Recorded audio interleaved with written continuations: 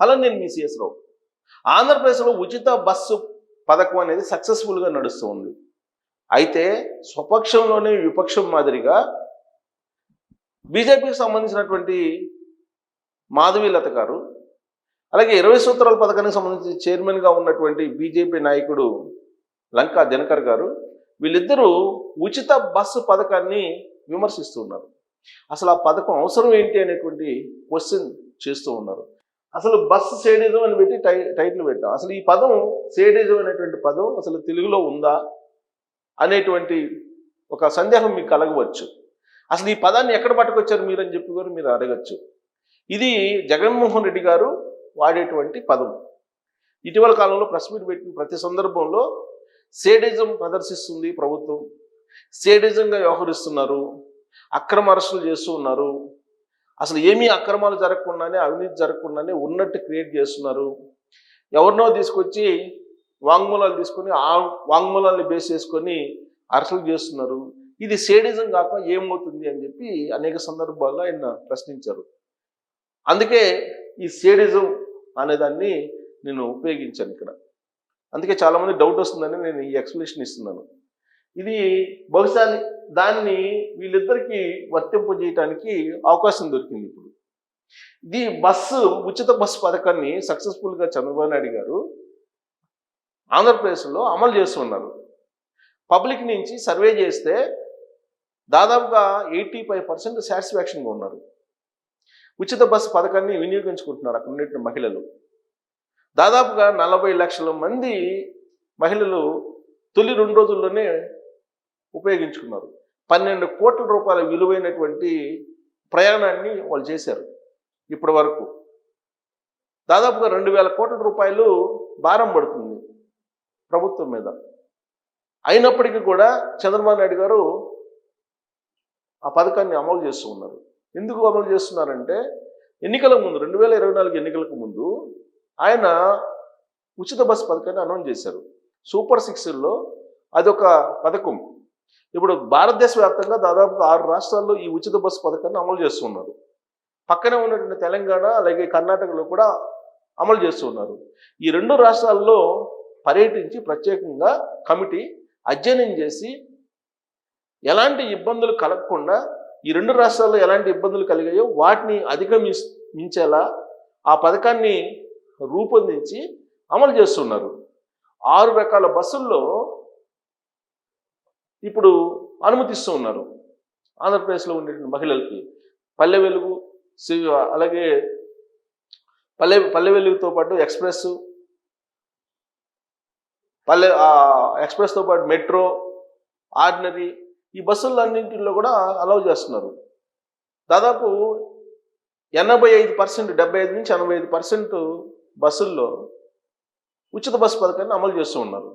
ఒక్క సప్తగిరి బస్సులు, తిరుమలకు ఎక్కేటువంటి, తిరుపతి నుంచి తిరుమలకి వెళ్ళేటువంటి సప్తగిరి బస్సులు, అలాగే ఏసీ బస్సులు తప్ప ఆల్మోస్ట్ అన్నిట్లో సూపర్ లగ్జరీ ఏసీ బస్సులు, అలాగే సప్తగిరి, వీటిలో తప్ప మిగతా బస్సులు అన్నింటిలో అలౌ చేస్తూ ఉన్నారు. ఏ రాష్ట్రంలో కూడా ఇన్ని బస్సుల్లో అలౌ చేయట్లేదు. తెలంగాణలో కూడా 4 రకాల బస్సులను అమలు చేస్తూ ఉన్నారు. పైగా అక్కడ నాన్ స్టాప్ కూడా అలౌ లేదు. ఆంధ్రప్రదేశ్లో నాన్ స్టాప్ బస్సులకు అలౌ లేదు. సో ఇలాంటి కండిషన్స్ అన్నీ పెట్టి, అలాగే మహిళలకు వెసులుబాటుగా ఏముంటుందో అదే అమలు చేస్తున్నారు. వాస్తవంగా చంద్రబాబు నాయుడు గారు చెప్పింది ఏంటి? బీజేపీ వాళ్ళకి తెలీదా? తెలుసు బీజేపీ వాళ్ళకి. ఆయన గ్రామీణ ప్రాంతాల్లో ఉండేటువంటి మహిళలు కూరగాయలు, పాలు, పెరుగు ఇవి సమీపంలో ఉండేటువంటి పట్టణాలకు తీసుకెళ్ళి అమ్ముకుంటారు. ప్రతిరోజు అమ్ముకొని మళ్ళా తిరిగి గ్రామాలకు వస్తుంటారు. అలాంటి వాళ్ళని ఉద్దేశించి ఈ ఉచిత బస్సు పథకాన్ని అమలు చేయాలని చెప్పి అనుకుంటున్నానని ఎన్నికలకు ముందు ఆయన చెప్పారు. అది కూడా జిల్లా యూనిట్గా చేసుకుని అమలు చేస్తానని కూడా చెప్పారు. దాన్ని రకరకాలుగా నెగిటివ్ కోణంలో ప్రొజెక్ట్ చేస్తూ కొంతమంది ఆనందపడుతున్నారు.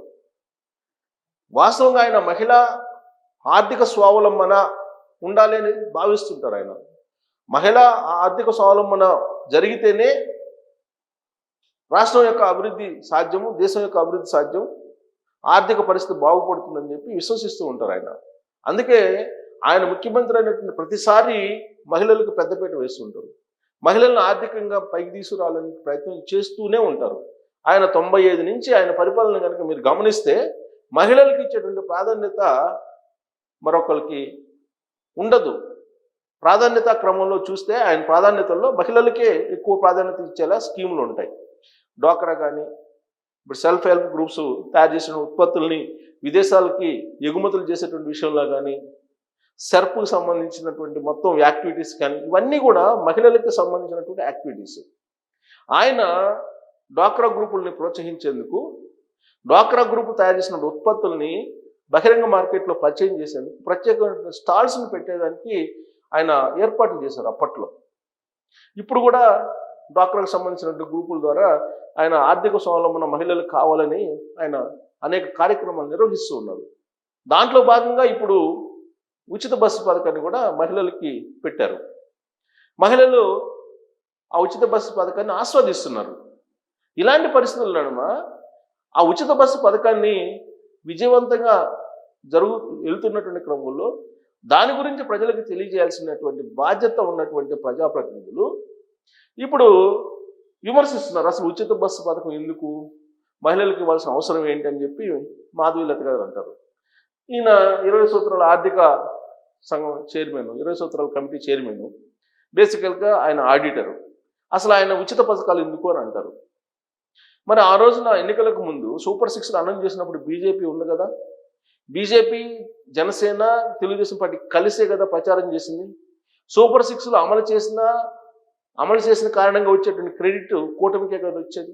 ఒకవేళ అమలు చేయకపోతే వచ్చేటువంటి నెగిటివ్ పాయింట్స్ కూటమికే కదా వచ్చేది. ఆ కూటమిలో బీజేపీ ఉంది కదా. మరి ఎన్నికలకు ముందు ఇచ్చినటువంటి హామీ నెరవేరుతుందా లేదా అనేది చూడకుండా అసలు ఇది అనవసరం, ఇది వేస్ట్, ఆర్థిక పరిస్థితి దెబ్బతింటుంది రాష్ట్రానికి, ఇలాంటి అభిప్రాయాలను వ్యక్తం చేస్తున్నారు. కానీ ప్రభుత్వం ఒక ప్రత్యేకమైన కమిటీని వేసింది ఆ పథకాన్ని అమలు చేయడానికి. ఆ కమిటీ ఇచ్చినటువంటి నివేదిక ప్రకారం మహిళలకు ఆర్థిక స్వావలంబనతో పాటు మహిళలు ఒక ప్రాంతం నుంచి ఇంకో ప్రాంతానికి వెళ్ళినప్పుడు కొనుగోళ్లు, అమ్మకాలు కూడా జరుగుతాయి. తత్కారణంగా పరోక్ష పన్నులు లేదా ప్రత్యక్ష పన్నులు, ఎక్కువగా పరోక్ష పన్నులు రాష్ట్ర ఖజానాకు కూడా వచ్చే అవకాశం ఉంది అనేటువంటి అభిప్రాయాన్ని, అలాంటి ఆలోచనతోటి కమిటీ నివేదిక ఇచ్చింది.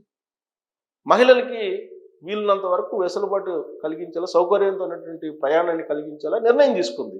ఆ నిర్ణయాన్ని ప్రశంసించాల్సింది పోయి ఇటు లంకా దినకర్ గారు, మాధవీలత గారు ఇద్దరు బీజేపీ అయ్యుండి కూడా ఆ బస్సు ప్రయాణం అసలు వేస్ట్, ఆర్థిక పరంగా ఇబ్బందులు తప్ప అని చెప్పి వాళ్ళు ప్రశ్నిస్తున్నారు. వాస్తవంగా సంక్షేమే వద్దు అనేటువంటి వాళ్ళు కూడా ఉన్నారు.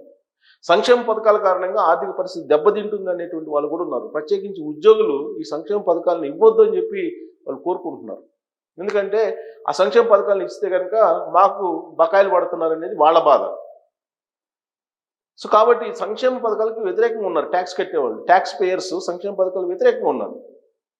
అయినప్పటికీ కూడా పేదల్ని అప్లిఫ్ట్ చేయడానికి సంక్షేమ పథకాలు అవసరము అని చెప్పి తెలుగుదేశం పార్టీ మొదటి నుంచి భావిస్తుంది. ఎన్టీఆర్ గారి టైం నుంచి సంక్షేమ పథకాలను అమలు చేయడంతో పాటు వాటిని మెరుగైనటువంటి రీతిలో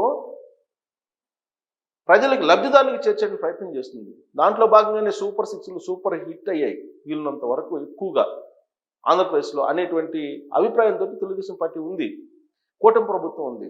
కానీ ఎందుకు వీళ్ళిద్దరు వ్యతిరేకంగా మాట్లాడుతున్నారు అనే దాని మీద ఇప్పుడు రాజకీయ కోణాన్ని తీస్తున్నారు ప్రత్యర్థులు.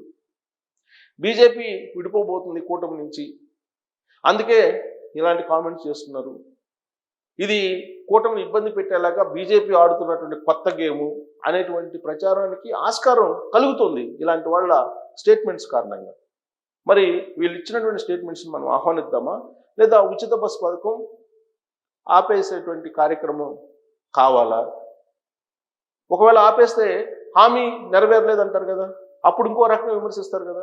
సో కాబట్టి ఉచిత బస్సు పథకం ఆంధ్రప్రదేశ్లో సక్సెస్ఫుల్గా నడుస్తుందా లేదా, వీళ్ళు చేసినటువంటి కామెంట్స్ని మనం పరిగణలోకి తీసుకోవాలా అనే దాని మీద మీరు కామెంట్ చేయొచ్చు. Thank you.